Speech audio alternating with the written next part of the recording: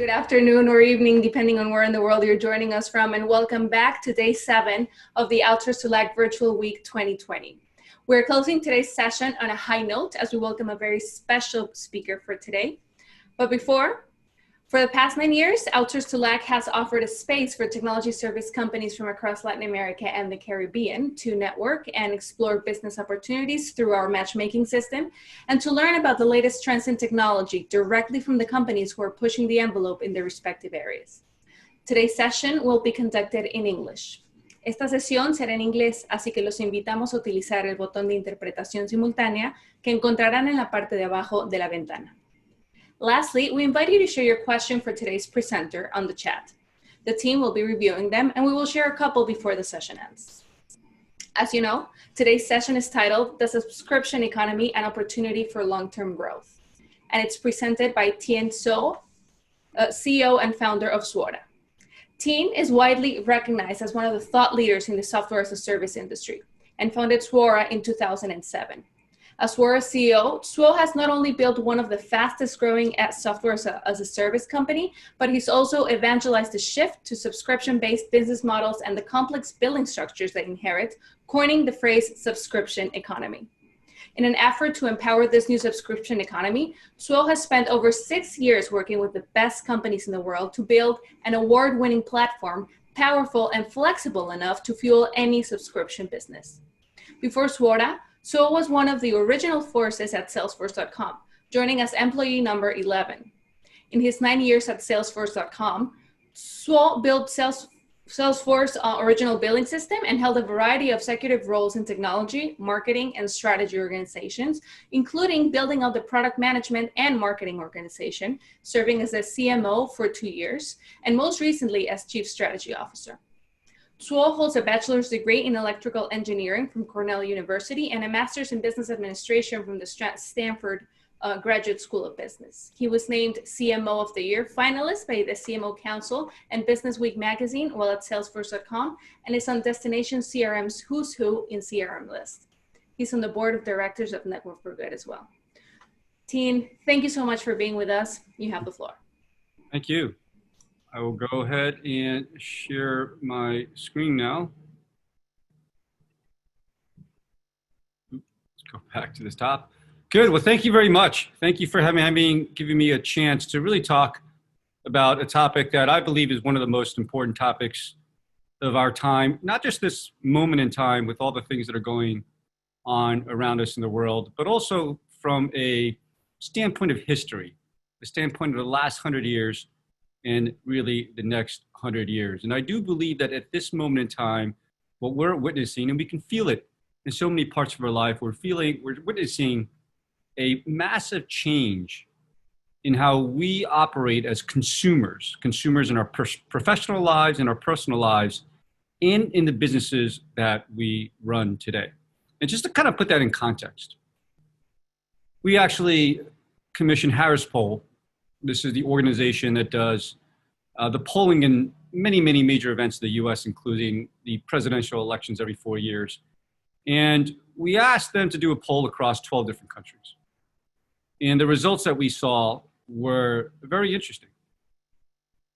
57% of the people that they polled said they want to own less things. They want to own less stuff. The idea of ownership of property, of products, of physical products, was becoming less and less important to them. And instead, what they said was physical goods are being replaced by services. And 74% of the people believe in the future, people will simply subscribe to more and more services versus owning things and owning less and less physical goods.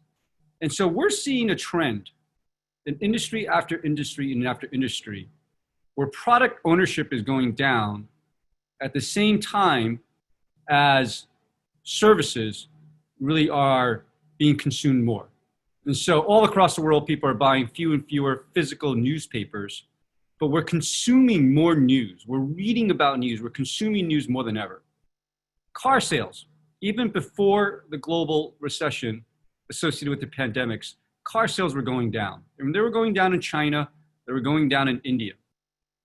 but miles driven is going way up. So you see that same trend, product sales going down, but consumption, use of services are going up. Gaming devices, physical game consoles going down, but hours of gaming played going up.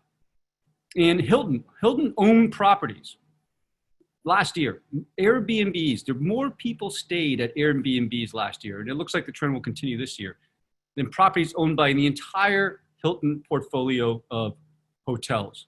And so we're seeing this happen in industry after industry and after industry, whether it's retail, whether it's media with video streaming or news, whether it's transportation, fleets, planes, cars, whether it's publishing or financial services. We're seeing this trend really happen in industry after industry after industry.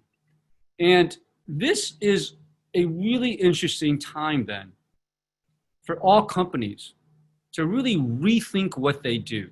And when you stop and rethink what you do, you realize that there's so many things, so many assumptions we carry about how we operate the companies that we run that are based on an assumption of a product sale model.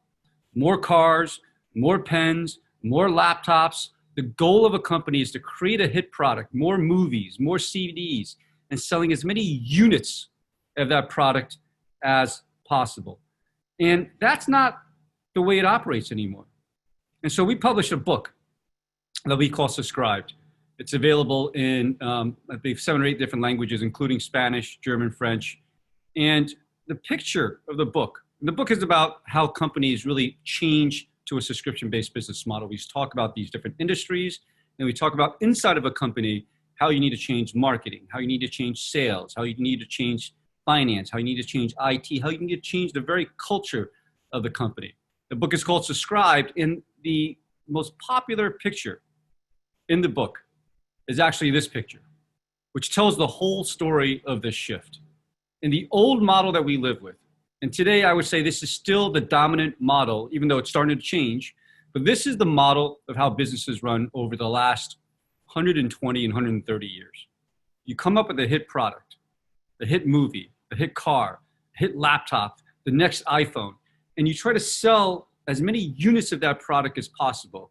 Coca-Cola, soap, software, whatever it is, across as many channels as possible.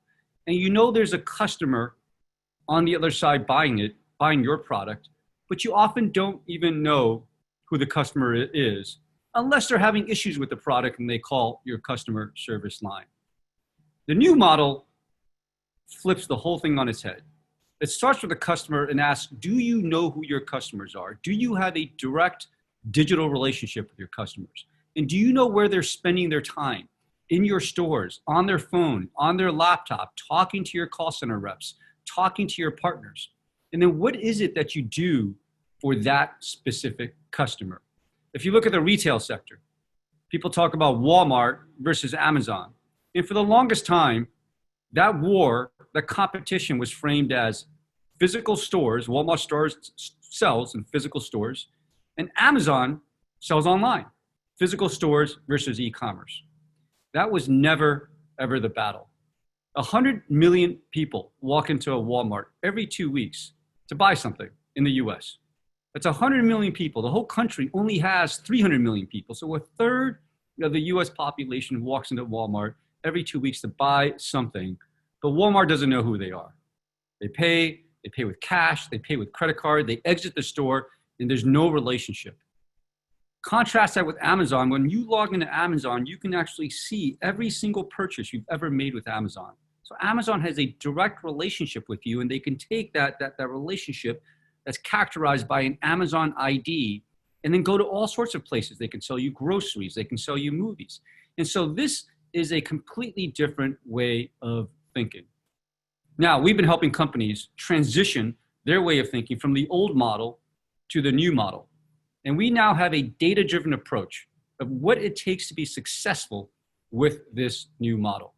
And what we've learned really are, at the end of the day, the most important thing is engaging with the customer and driving a dynamic subscriber relationship. So for example, our research has shown that the best companies, the fastest growing companies, are actually constantly iterating on pricing and packaging Do I do $10 a month? Do I do $12 a month? Do I do usage-based models? What are my customers doing with my service? And how can I tweak my pricing model to really deliver on the value promise and have a business model based on the value that I deliver? Consumption-based pricing, right? Do I simply want to buy a car for $30,000? Or wouldn't it be better if the amount that I paid is actually based on the value that I received from the car? In my view, the value that I received is based on how many miles I drove or how long I've owned the car, right? Not based on the physical product that I now need to own. The fastest growing companies focus on a long-term subscriber journey. They don't think of customer purchases as single transactions where, thank you for this transaction, I will try to get you to buy more Coke next time or get you to buy another laptop next time. They think of this as long-term customer relationships, and they build their business model around delivering value across those customer relationships. The best customers found that you can actually have double or triple your growth depending on how often your customers come back and modify their relationship with you, modify their contract with you. I started with 30 users, but give me more users. I started with the 1 gigabyte plan, but now it's time to move to the 2 gigabyte plan. And the strategies for growth in this environment are constantly changing. And so what we see is the best companies in this space are constantly iterating what we call their subscriber experience. And so they go back and they say, let me think about my business not as selling product. Let me think of it as owning the customer. Adobe, let me not think of my business as selling more and more units of Creative Suite software. Let me look at my business as serving people that care about digital imaging. And I have all sorts of services that I can sell them. And then the more I drive a dynamic relationship with that customer, providing more value to them, getting them to use my services more, expanding my services so that I'm delivering much, much more and going into adjacent areas that I can service them. Those are the companies that really grow the fastest. And so in this time, especially when it's a time of what we call dynamic change, we're all finding that we are all stuck at home. It is shown that subscriptions has never been a better time to be a subscription business. And so we have looked at our data and we started publishing reports in March, and we published a report in March, April, May, and June. And we looked at that period of time compared to the previous 12 months leading up to March 1st, 2020. And what we saw is half the companies in our subscription economy index and the data that we can see actually saw limited or no impact on their subscriber growth rates based on what's happening all around us today. And in fact, 18.3%, so almost 20% of companies are actually finding their growth rate accelerate. So this is companies like Zoom, for example, the services that we're using today that went from 10 million to 300 million meetings in just under a month. And then even the companies that saw some deceleration, 17.1% of them are actually still growing. They're growing at a slower rate, but they're still growing. So over 4 out of 5, only 14.2% of these businesses are actually seeing themselves shrinking. And even the ones that are shrinking, they have an existing recurring revenue base to rely on. And it's not like that revenue base stops renewing overnight. And so these companies are experiencing 5% decline, 10% decline, not the 30, 50, 70, 80% decline that we're seeing non-subscription businesses experience. And so we've been publishing a COVID-19 response playbook. And you can see COVID-19 has had a disproportionate impact on companies. And so there are companies on one side of the spectrum which are finding that, hey, when people are at home, our product is actually more useful than ever. And there's people on the other side saying, we require physical access to our services. We're a gym, we're a restaurant. And so we're being negatively impacted. And to be able to balance this out, we published a COVID-19 response playbook that says, should you be suspending your subscription? Should you be giving credits?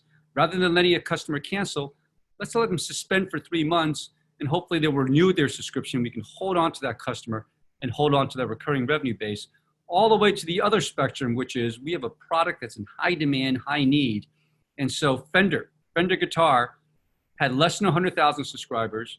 They thought that people at home would want to learn how to play a guitar. They offered a free 90-day trial, and they saw 1 million people. So they 10x'd their subscriber base, and practically overnight by being agile and taking advantage of market opportunities, because they know who their customers are and they can simply adjust on the fly. And so these are some of the stories you heard. I talked about Zoom. I talked about Fender, Resi, another company that offers a restaurant reservation service. Obviously not as important, but they said, you know what we'll do? We'll forgive March invoices. We'll give April invoices, and we'll spend our time retooling our application because we know what our customer situations are in, and helping them drive home delivery of services, pick up for outgoing orders, whatever it happens to be. And so you're seeing subscription companies, one, have a much, much more resilient business model, and two, are able to adapt to their customer situation very, very quickly. And so we do believe that the subscription-based business model is the business model of the future. We do believe that companies who have embraced the subscription business model today are the ones that are going to come out of the current crisis we're in much, much stronger. And so if the subscription-based business model is of interest to you, if you've been thinking about doing this, perhaps you're already on your journey and you're seeing that the timing has been good to have had a subscription business during these times of COVID-19. Perhaps you've been thinking about a subscription business and you're more encouraged than ever to drive quickly towards this mode.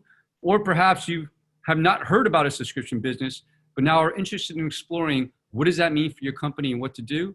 I hope you found this session helpful. I encourage you to go ahead and purchase the book and read about it.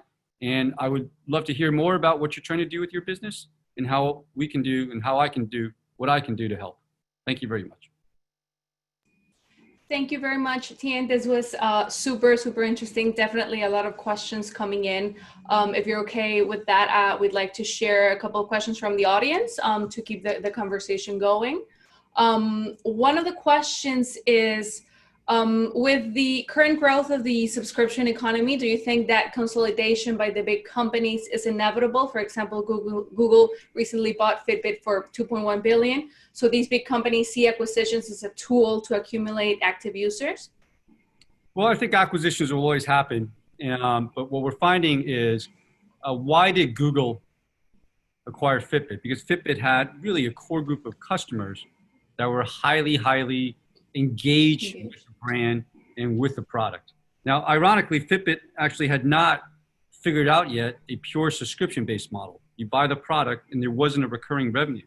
So I think what Google said is, if we had the expertise to acquire those customers and shift them over to a recurring revenue, we can actually monetize this relationship in a much, much better way. But the big picture is, what we're finding is, why is it that Google, Amazon, Facebook, Apple are so dominant today? And if you think back about 8 to 10 years ago, maybe more, when Google came up with the Google ID, because you used to be able to just to search on Google without an ID. When Apple introduced an Apple ID with their iPhone, when Amazon has always had an ID, what they realized is these IDs really represent their relationship, and they realize that the battle in the future is going to be who owns these relationships. And for you and me, are we going to turn to our Apple ID to get what we need? Are we going to turn to our Amazon ID, or are we going to turn to our Google ID? That's where the competitive battleground is. But if you think about it today, we don't walk around necessarily with a Nike ID. We don't walk around with a Coca-Cola ID. We don't walk around with a L'Oreal ID.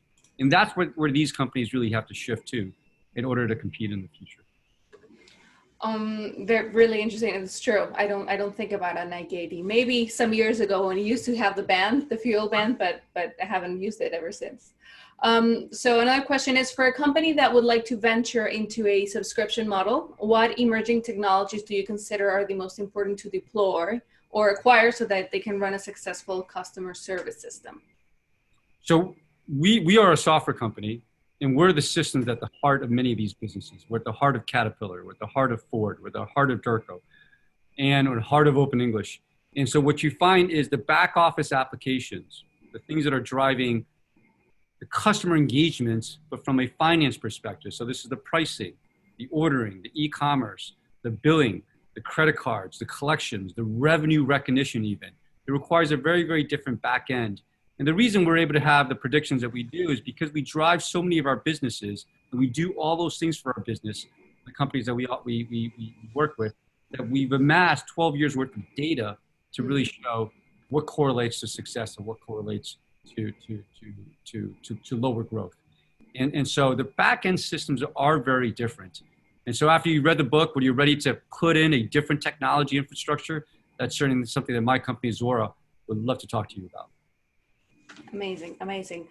Here's an interesting one. What is the most unusual service that you have seen entering the subscription economy? Well, I mean, what we do is we talk to a lot of companies that say, I don't really see how I can be a subscription business. Mm-hmm. And so I sell cement. I sell a big physical product. And how do I chop up the product and allow customers to subscribe to it versus purchasing it? And we used to wonder about that too. And what we realized is it's not actually about the product. It's about the service. It's about the outcome that they're looking for. And so Caterpillar today is one of our customers. They're not selling the tractor necessarily by the month or leasing it. They're saying we actually have services that we can wrap around our capabilities. And ultimately the outcomes that our customers are looking for is they're just trying to move some dirt. So if we can use our know-how and our innovation, our technology to help them move dirt, and we can charge them based on the amount of dirt moved, that's actually a much, much better model for them. And so we do believe that any company can be a subscription business. It just requires you to rethink what it really is that you do for your customers and delivering the outcome that they're looking for versus selling them a physical product and letting them think about how to achieve that outcome. For companies that are on the smaller side or smaller medium enterprises that are also part of our audience, if they were to start this process of recognizing where else can I add value beyond, the product that I already offer or the service that I already offer, what do you think are the most important attributes in terms of customer service that they should start thinking about as if they just decided, okay, this is something that I want to look into? Well, I think the first question I always ask is, do you know your customers? Mm-hmm. And look at what's happening right now around the world. And you look at one of the ultimate small businesses, restaurants. And a restaurant owner and your business model, you think of your business model as people need to come into my physical store in order for me to serve them, then you're out of luck. But you see restaurants around town in saying, I've been fortunate enough to have the foresight to collect email IDs. So I actually have email IDs of many, many people that have eaten at my restaurant over the last 6 months, 1 year, 2 years. And so you see in the early days of the lockdown, these restaurants would just email you and say, look, we're still here. And if you want to cook, we'd be glad to deliver to you curbside. You drive your car in, we'll give you your food. And I live here in San Francisco, and it's been an amazing time where you can practically go to any Michelin star restaurant. You have to bring it home and eat it at home. But before you couldn't have access to the restaurants and now you do. And so why were they able to do that? They were able to do that because one, they thought about their customers and they had a relationship with their customers. And then two, they think of their business ultimately as serving something to customers. And if the customer's needs change and their situation changes, that's okay. What you do is still of value to them. And there are other ways that you can deliver that value and continue being a successful business. And do you think that this kind of subscription model helps businesses retain these customers as a business, helping to reduce their dropout? Or because at least in Latin America, there's this culture of resistance to committing to, giving something every month. We're skeptical by nature. It's hard for us to trust businesses in that way, especially with their credit card information. So, what do you think what do you think about that? Well, in the early days of subscriptions, we certainly see that happen across every country and every culture, right? You want to have something of value, but I would say over time we're all being trained, right, to be comfortable with Netflix, to be comfortable with Spotify. Yeah, true. Mm-hmm. Some version of Amazon Prime that our local dominant e-commerce provider does provide. And it's those services. And look, some businesses are successful saying, I have a relationship with you. Uber is a great example. I don't pay Uber a fixed month. I pay by the ride. But it's definitely a relationship that's anchored on my Uber ID. And they can certainly tweak their business model like Amazon has if they choose to do so. All right. But I see this as a relationship with my preferred service provider. So when I want to go from point A to point B now, Right, I right. don't necessarily have to think about, okay, where's my car? Does it have gas? I just whip out my phone and say, I'm here. I want to go there. And a service actually provides that value for me. And maybe a last question, as we are running out of time, and we know that you're a busy man. What do you think about the freemium model as a way to first capture that customer, and then to prove the value that you're bringing to the table to them, then have them continue on as a subscription Yeah. subscriber? So there are a lot of companies that are very successful with the freemium model. What we tell people is there are alternatives. And so your goal ultimately is to let the customers have a taste of your product. Now you could do that with a free trial. You could do that with the first home deliveries on us, right? But the point is really to lower the barriers for people and companies to customers to try your service out. And when we look at it that way, and we look at sometimes, do I do a freemium or do I simply do some sort of free trial? It could be a time-based free trial or first few uses for free or first 5 articles for free. We find that most businesses should be adopting more of a free trial model. Okay. And the primary reason for that is for the freemium model to really work, there's 2 reasons. One is you need enormous scale. And most businesses just don't have a service where they can have millions and millions of subscribers where converting some small percent of freemium over to paid can actually work. And the second is what we find is if you're freemium, the customers seem to get used to the freemium product and they never experience the advanced capabilities that you're trying to charge them for. And they just decide, I'm just going to stay on this freemium product. Where if you had them to taste the full product, they might have opted in to some, right? So ultimately, we believe that paying for a service ultimately is customers willing to pay for your service means that you've delivered value, and you want to build on that value. Now, you can have different price points to get them in at different times. You could have different ways for them to trial or experience your product first.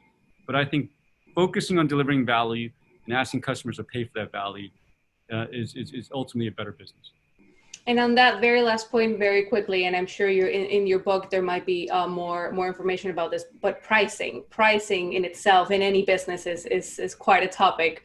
Any quick, tips on how to start thinking about how to price this new service, or what are some tools that could help them figure out that part?